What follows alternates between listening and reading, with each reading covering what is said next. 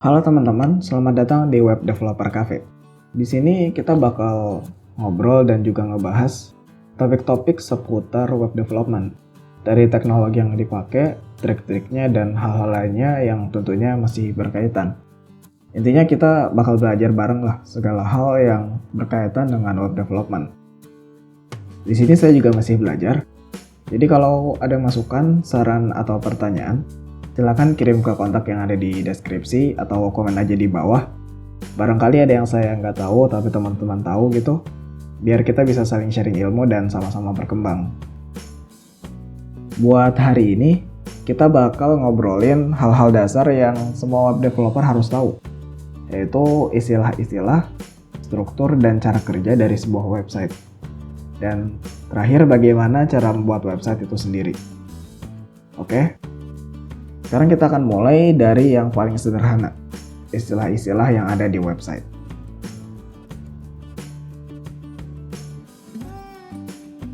Ada beberapa istilah yang sering digunakan kalau kita ngomongin website. Ada website itu sendiri, web page, dan juga web server. Web page atau halaman web, sederhananya itu dokumen atau file yang bisa dibuka dengan browser seperti Firefox, Google Chrome, dan browser lainnya. Nah, sementara itu, website merupakan kumpulan dari web page yang masih saling berkaitan dan biasanya memiliki satu nama domain. Contohnya adalah website Wikipedia. Website Wikipedia ini memiliki nama domain www.wikipedia.org. Nah, apa yang kita lihat sekarang merupakan halaman utama dari Wikipedia. Wikipedia sendiri memiliki ribuan halaman atau web page, gitu. Analogi terdekatnya, bayangin aja website itu kayak sebuah buku atau novel yang judulnya Wikipedia, Google atau Facebook gitu, yang punya ribuan halaman, di mana bukunya itu website dan halamannya itu web page. Kurang lebih kayak gitu. Agar website-website ini dapat diakses oleh semua orang, website ini disimpan di sebuah wadah yang disebut web server. Buat cara kerjanya nanti bakal dibahas di sesi berikutnya. Sebagai web developer, kita bisa memilih apa yang mau kita kerjakan. Apakah membuat web page dan tampilannya, kemudian mengintegrasikannya menjadi sebuah website, atau bekerja dengan server di balik layar. Atau mau keduanya juga bisa sih sebetulnya. Nah, dari situlah muncul istilah-istilah seperti client side, server side, atau yang mungkin lebih populer dengan istilah front end, back end, dan full stack development. Untuk membuat sebuah website yang baik, kedua bagian ini harus ada. Walaupun memang ada beberapa kondisi di mana client side saja sudah mencukupi, tapi ya itu bakal jadi bahasan lain mungkin berikutnya. Sekarang kita bakal masuk ke ranah yang lebih teknis lagi, yaitu tentang dari apa bagian client side dan server side itu dibuat. Tentang dari apa website itu dibuat, kurang lebih gitu. Client side dan server side meskipun memiliki fungsi yang berbeda, tapi memiliki fondasi yang bisa dibilang cukup mirip, yaitu sama-sama dibuat dari bahasa pemrograman. Meskipun kalau kita ngomongin secara lebih spesifik, bahasa pemrogramannya juga beda-beda, gitu. Nah, buat client side sendiri, bahasa utama yang digunakan adalah HTML. Yang mana sebetulnya HTML sendiri itu bukan bahasa pemrograman, melainkan markup language atau bahasa markup. Bedanya sederhana, HTML itu nggak punya fungsi atau kelas yang biasanya dipakai di bahasa pemrograman pada umumnya. Sebagai gantinya, HTML menggunakan tag untuk membangun struktur bahasanya. Biar lebih kebayang, coba kita buka Wikipedia lagi. Di sini, kalau kita klik kanan, terus pilih pilihan View Page Source, maka kita akan mendapatkan file HTML asli yang digunakan oleh Wikipedia. Kayak gini. Atau kita juga bisa klik kanan di halaman utamanya Wikipedia, terus pilih yang pilihan Inspect untuk mengetahui bagian kode mana yang membuat bagian apa di tampilan website kita. Satu hal yang perlu digarisbawahi di sini, HTML merupakan bahasa fondasi Jadi dia itu flat aja, nggak punya desain atau style. Nah, kalau misalnya koneksi internet kita lagi jelek nih, tapi masih agak nyambung-nyambung gitu, biasanya tampilan web yang mau kita buka tuh suka aneh gitu kan. Cuman banyak tulisan aja, nggak ada warna, posisinya juga berantakan. Nah itu kurang lebih tampilan halaman web yang cuman pakai HTML aja. Nah, agar website kita lebih menarik, diperlukan bantuan dari bahasa lain, yaitu CSS. Sekali lagi nih, CSS juga bukan bahasa pemrograman, tapi merupakan bahasa style sheet. Bahasa yang selalu menemani bahasa markup untuk menampilkan tampilan yang menarik. Sederhananya gini, HTML yang bilang, oh di website ini kita mau ada bagian headernya di sini. Di bawahnya ada konten. Terus nanti di bawahnya lagi ada footer. Udah kayak gitu aja. Nanti CSS yang bakal ngelengkapin. Oh nanti bagian headernya warnanya biru aja. Terus nanti kalau di bagian konten ada gambar atau foto taruh sebelah sini. Sampingnya ada tulisan, fontnya pakai ini, backgroundnya ini. Nah jadi kayak gitu sinergi antara HTML dan CSS. Kombinasi dari HTML dan CSS ini kayaknya udah cukup ya buat apa-apa yang dibutuhin di bagian client side. Cuman kalau misalnya gini gimana?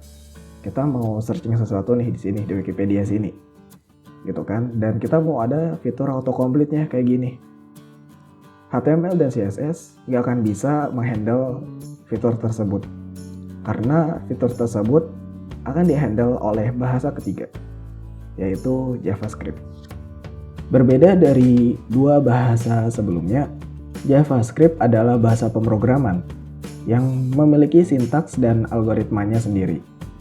Bahasa inilah yang bertugas untuk mengatur logika-logika yang digunakan di web, seperti perhitungan, perulangan, kondisi, dan juga yang nantinya akan menghubungkan bagian client side dengan server side.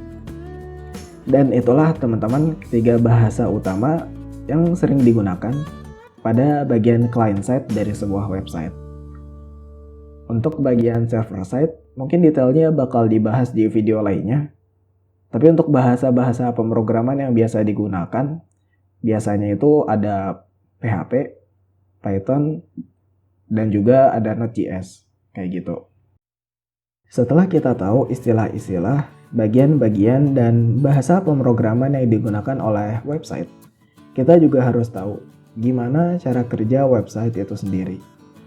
Oke, kita mulai dari buka browser kita. Biasanya kan kita bakal ngetik nama domain website kita yang mau kita buka gitu. Terus tunggu beberapa detik sesuai koneksi internet masing-masing dan halaman webnya muncul. Nah, cuman apa sih yang sebetulnya terjadi di beberapa detik tadi kita nunggu itu? Sederhananya gini. Sebelumnya masih ingat gak sama web server? Di mana semua website yang ada disimpan di sana. Nah, sebetulnya biar nggak tertukar, setiap website itu diberi alamat khusus berupa sekumpulan angka yang biasanya disebut dengan IP address. Si IP address ini yang nanti bakal digunain buat ngakses file website yang kita pengen buka. Oke, kita balik lagi biar alurnya bisa lebih jelas. Ketika kita udah tekan enter waktu masukin nama domain di browser kita, browser akan mengakses server yang ada di ISP atau penyedia layanan internet kita untuk mencari IP address dari website yang kita masukin tadi nama domainnya. Nama server ini sering disebut dengan DNS server atau domain name system server, semacam kayak buku telepon kalau zaman dulu. Tapi ini isinya ada list IP address dari website-website yang ada, kayak gitu. Setelah mendapatkan IP address, browser akan menghubungi web server untuk meminta file HTML, CSS, dan JavaScript dari website yang kita ingin buka. File itulah yang nanti akan diterjemahkan oleh browser menjadi tampilan website yang ingin kita buka. Kurang lebih alur sederhananya seperti itu. Nah, tugas kita sebagai web developer adalah membuat file HTML, CSS, dan JavaScript tersebut yang nantinya akan diterjemahkan oleh browser. Dari sini kita pun akhirnya tahu, untuk membuat web kita harus membuat file-file dengan bahasa pemrograman itu dulu sebelum nantinya kita punya web sendiri. Tapi dengan majunya teknologi yang ada sekarang, sebetulnya udah banyak web-web atau aplikasi yang memungkinkan kita untuk membuat website secara instan. Bahkan nggak perlu punya pengetahuan dasar tentang bahasa pemrograman sama sekali. Cuman, kalau misalnya kita punya pengetahuan dasar tersebut tentang bahasa pemrograman, tentunya kita bakal ada nilai plusnya dibanding orang yang belum punya. Gitu. Nah, emang tapi bahasa pemrograman ini bakal berkembang setiap waktu. Bahkan ketika teman-teman nonton video ini, bisa jadi ada teknologi baru yang sedang di launching gitu di luar sana. Untuk mempelajari bahasa pemrograman ini emang gak gampang, tapi teman-teman bisa cari materinya di kelas-kelas online yang ada di website-website yang udah ada, atau ikut bootcamp, atau terus pantengin channel ini, karena nantinya kita bakal upload video-video tentang web development, mulai dari teknologi yang dipakai sampai proyek-proyek sederhana yang bisa dibuat dari teknologi-teknologi yang ada, kayak gitu. Untuk video berikutnya, kita bakal mempersiapkan peralatan yang dibutuhkan untuk memulai web development, terutama nih buat teman-teman yang menggunakan Windows, biar bisa ngoding web dengan nyaman. Mungkin sekian dulu untuk pembahasan kali ini tentang hal-hal yang harus diketahui sebelum mempelajari web development. Tetap jaga kesehatannya dan terus belajar.